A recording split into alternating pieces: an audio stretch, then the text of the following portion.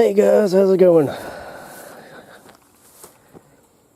Just thought I'd do a video on my, let's see, almost exactly 2 years, probably 2 years and a month or so, on my lift in general on the truck.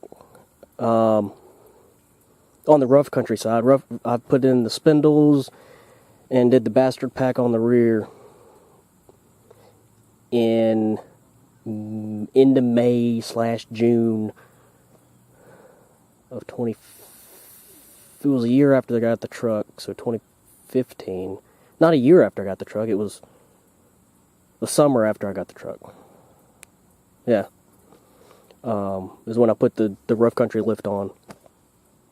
And then not long after that, I don't even think it was 6 months. No, it wasn't even 6 months, because that following January is when I got the Anthems.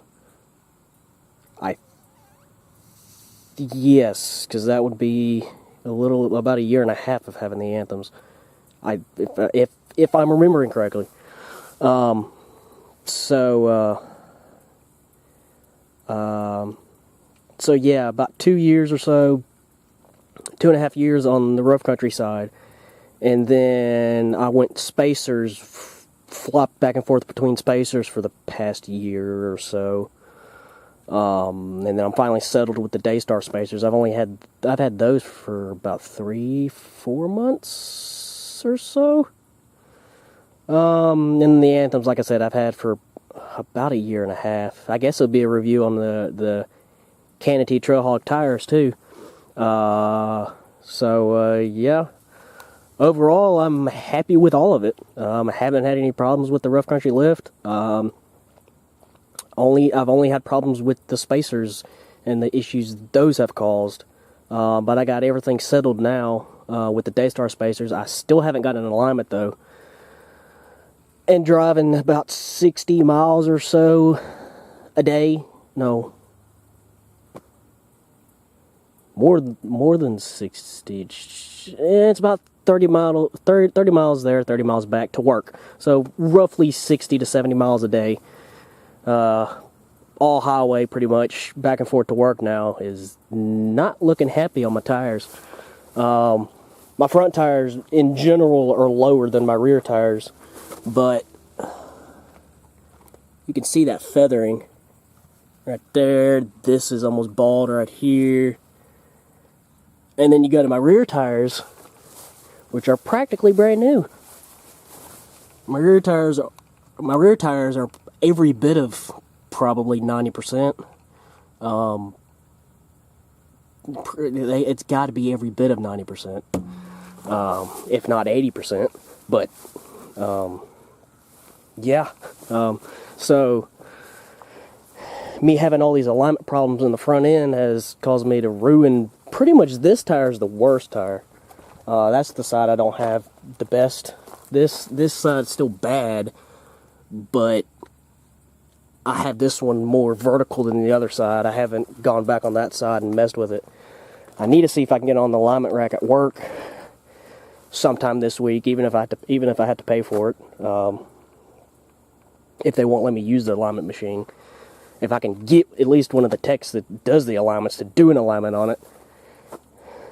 At least that will save these tires for when I sell them, because I plan on, after I do the solid axle swap, I'm selling them to my buddy, and I'm selling them with whatever tires are on it. And I really, I've pretty much ruined the front two tires. But if I can get an alignment, then it will keep the wear off the sides and put the wear right back here in the middle where it's supposed to be, so the tire is still savable. Still, those aren't going to last near as long as the rear tires. And to tell you the truth, I might even buy at least one tire and throw that in there for them when I sell them to them.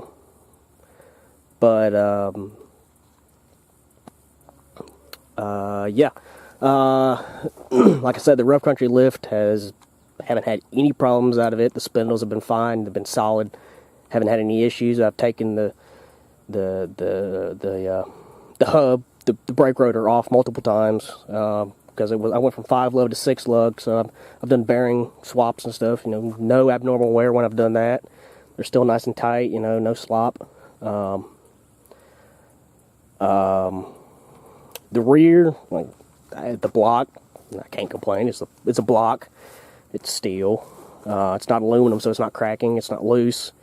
The bastard pack, without that spare tire and bumper on the back, it rode pretty much like a log wagon. I still haven't gone back through and adjusted it yet. But with that tire on the back, it rides a whole lot smoother than it used to ride. It rides its best when towing. When you put a trailer on the thing, it rides pretty much exactly flat. It doesn't drop much. When I put the Jeep, when I was towing this thing home, it didn't drop much at all. It maybe dropped half an inch to an inch, maybe, and it towed great.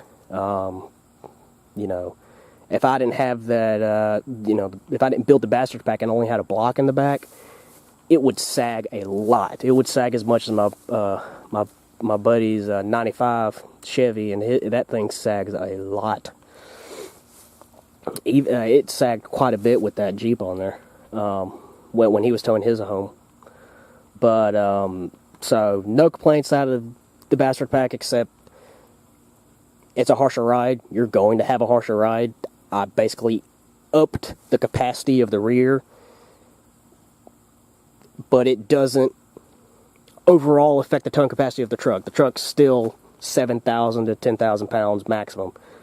I think, honestly, the book says 7,000 pounds. The hitch is rated up to 10,000 with the weight distributing. But still, you get into all the DOT stuff. Legally, you're not going to raise the towing capacity, no matter what you do to the truck. So, you know, whatever. It just makes it tow better. It makes it tow flat. It makes it tow safely. But the wheels, well, the Anthems. No complaints out of these at all. I love them. No issues with any cracking or anything like that I've seen. The only issues that I've ever had with these wheels, and to be honest, when I pulled them out of the box, they were like that too, is right there. Those are supposed to be chrome.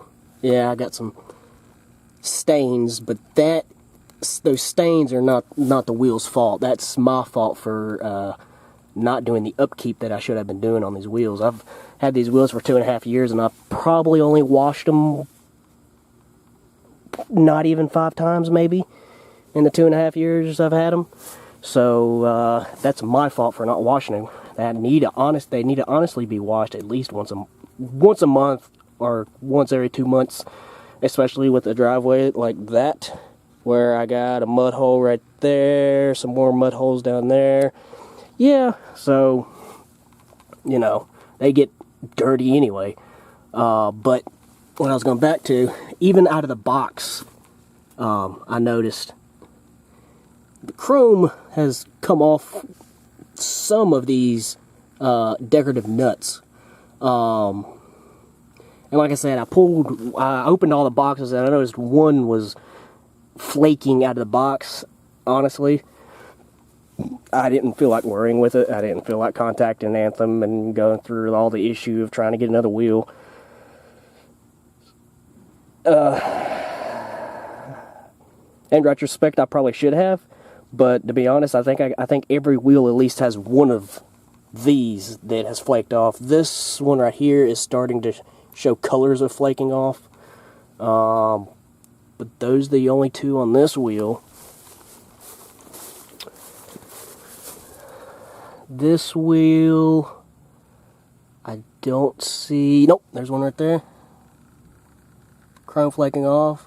Now, when they first flake off, it's a brass. It's a brass nut, so they've oxidized. Whether it's a dull brass. On this side, there's one right there that's starting to show color. There's one right there. There's one right there. That one right there starting to flake. And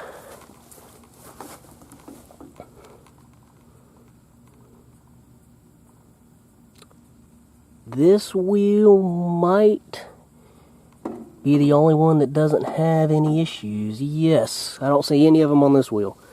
So, out of 4 wheels, all of them have at least one that the chrome is flaking off the decorative nut. Like I said, I opened the box and one of them was like that out of the box. But, like I said, I was excited. I got them. I've been wanting them for 6 months or even more. And I just wanted to get them and get them on. I already had the tires. I got the tires 2 days before I got the rims, and I just wanted to get them and get them mounted.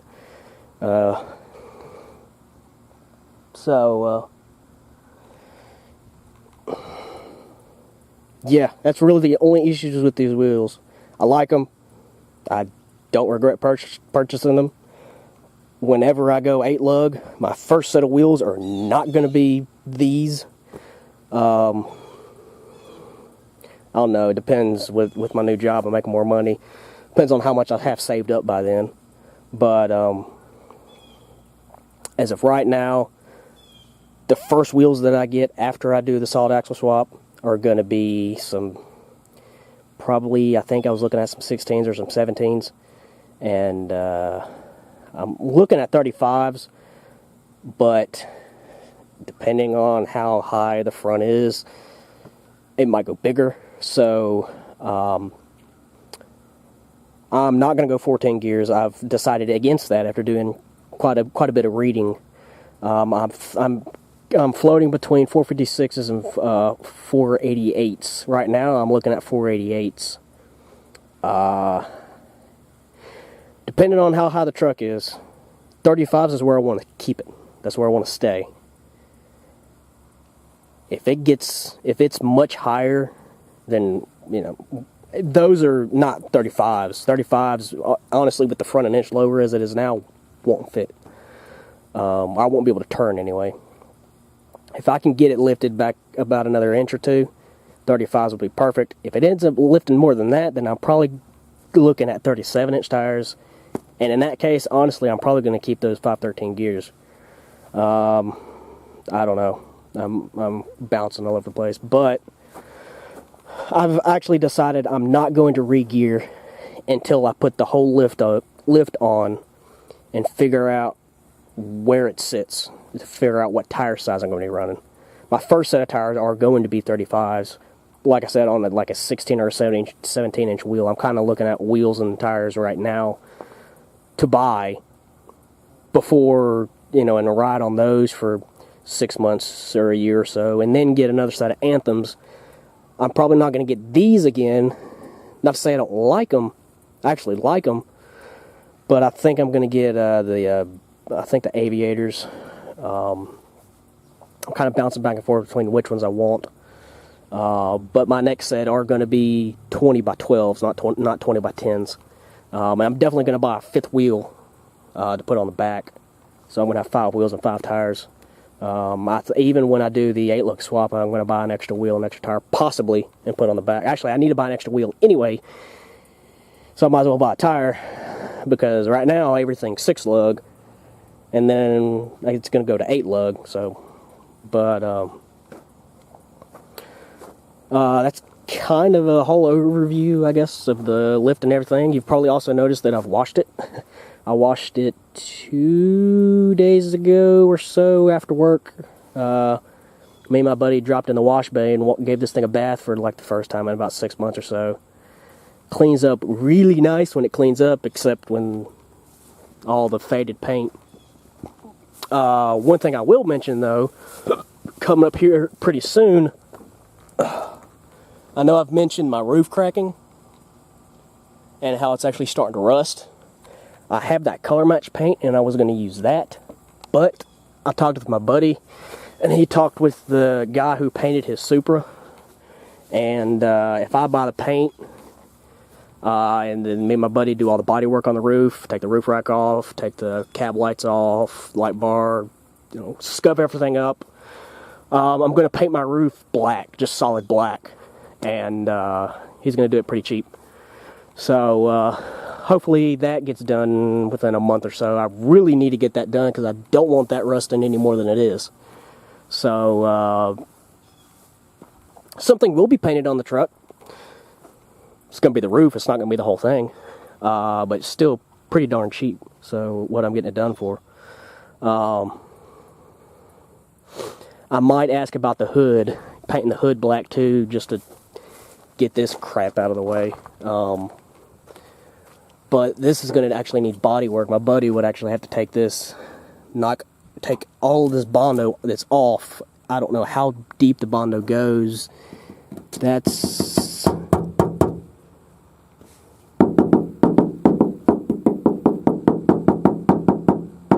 I don't think that's Bondo, but all that's definitely Bondo. He'd have to strip this whole hood down and redo the Bondo work on it. And then I got the hood in that. The hood, it's going to be a little bit more expensive. But then you got all this and all that and all this that's still peeled too. So as of right now, it's probably just going to be the roof, because that's the main body of the truck. The main thing that needs to be handled rust-wise. I also need to cut those limbs on that dang tree. Notice I got all these scuffs right along here, maybe, if you see it in the camera.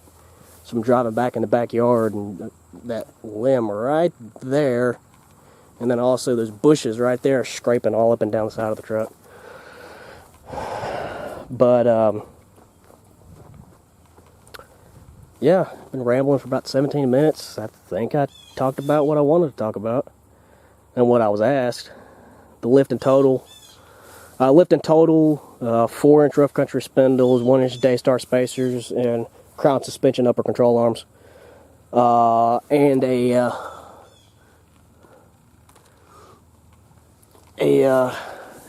steering stabilizer, which I honestly think it helps. But I've had so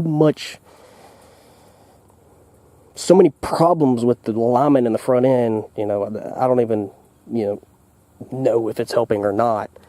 I planned on, after I got that on, I was getting an alignment like that next week or so, and of course that alignment didn't happen because they couldn't align it, and that's when I figured out my upper control arms were messed up, and then the frame broke and all that crap.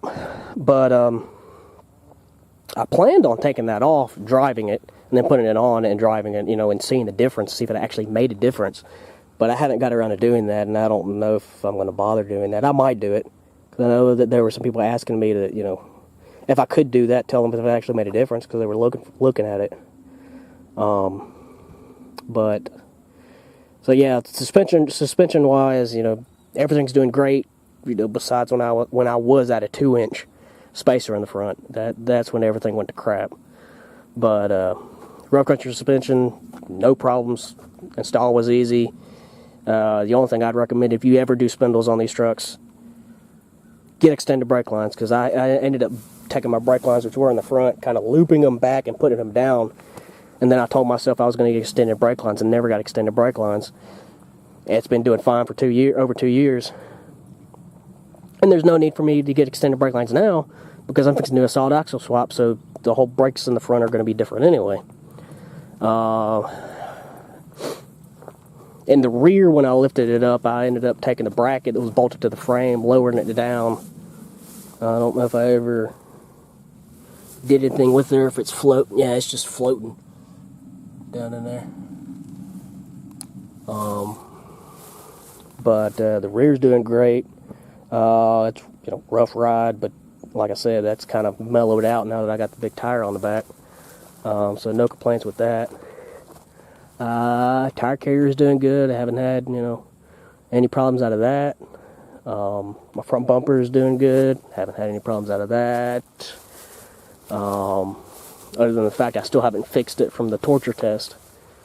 I still haven't fixed it or fixed my winch yet. So, Still need to take this, get this bent back out. I need to take and beat the bottom back in, weld the braces on the bottom, then I need to weld on the bottom, get the crossbar for this, and fix that, and that's done. Winch still works. I've still used it. I just haven't put a lot of load on it because you need these crossbars, or it's just going to try to stretch and do everything else. But I still need to put the braces on the ends of them. I need to take a brace and put it from here to the inside.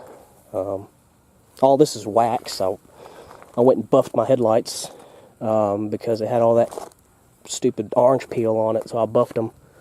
I need to buff them again. This one's starting to orange peel again. I need to rebuff them. Oh wow, it's after shoot, almost 3 years now. About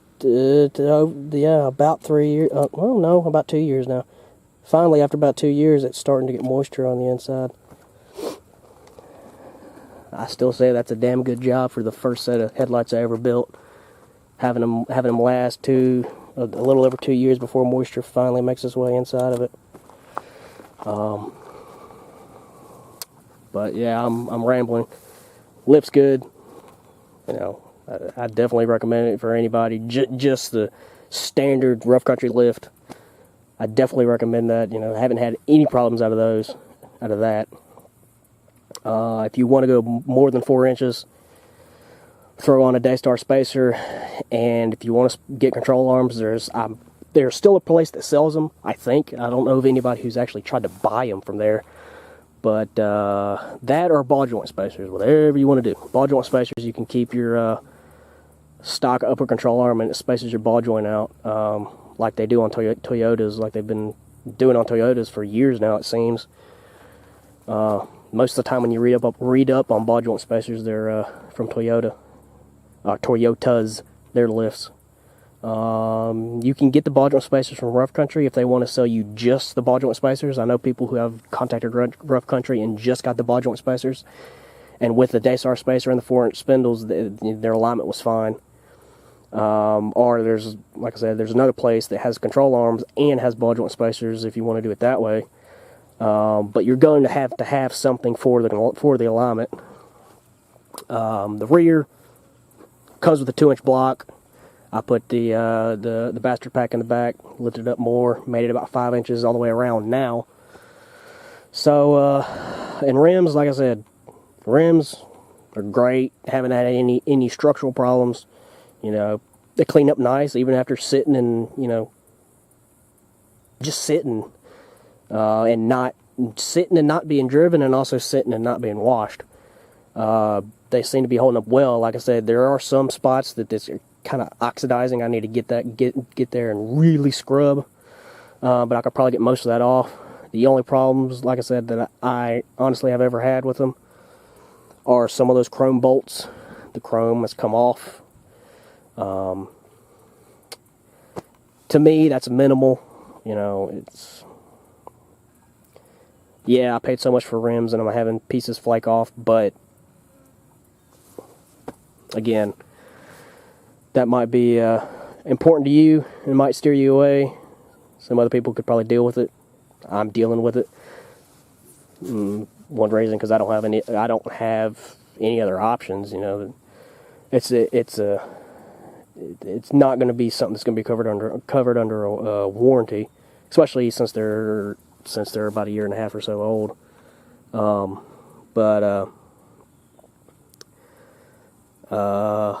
I still plan on going back with them, so, you know, just those little problems aren't going to steer me away from getting the other wheel that I'm looking at, unless something comes out between, you know, over the next year or 1.5 years when I decide to get 8 lugs, Anthems, you know. That all depends. I still have a box inside that has all of my vinyls. I have green vinyls to cover around the outside where those bolts are, and also the Anthem symbol, which I might put the green vinyl on the Anthem symbol. I don't know if I'm going to painstakingly put them on the wheel. I never put them on the wheel because I don't clean them enough, and also time. It's probably going to take over an hour or so to get all of those little pieces on. So yeah, but this was just an overall review and the lift, tire, whatever, and a lot of rambling. And then I guess now I can get to changing my oil in this thing. So yeah, guess I'll talk to y'all later. Oh, I got a radio install coming for this thing. I just ordered me a double din radio, so there'll be an install of a double din coming hopefully in the next couple of weeks or so. It should be here Monday, but I'm probably not going to work on it until the weekend when I have a full day, or I'm going to get home Monday and go straight on to working on it. I didn't get the full dash bezel. I just got the trim piece because it was cheaper that way. I also got a backup camera for it because it came with the radio. I got the Pioneer AVH 4201, which is the 2017 model of the 4200. Which the only difference is it comes with the backup camera. So I do need to get another camera though, because it's got 2 camera setups on it. I'm going to put one down by the trailer hitch, where I can see from the trailer, and that will also, be under my tire. I don't know where I'm going to put the other one. You could use it for anything. You could use it for, I could put a top mount camera. I could put it next to or on top of the brake light, or you can also use it as a front camera. It's designed. It's honestly set up to work for a front and rear facing camera, is what the radio's set up for. But it can be anything. Yeah, more rambling. So should be it. I'll talk to y'all later. Get back to changing my oil, or start on changing my oil. It's been sitting for about 3. Well, no, I didn't get home till yeah, it's about 4 o'clock now. So it's been sitting for about 3 hours. So should be. Oh yeah, it's cold. So yeah, talk to y'all later. Like I said, should be having a video of a double din install on a GMT400 here pretty soon. So talk to y'all later.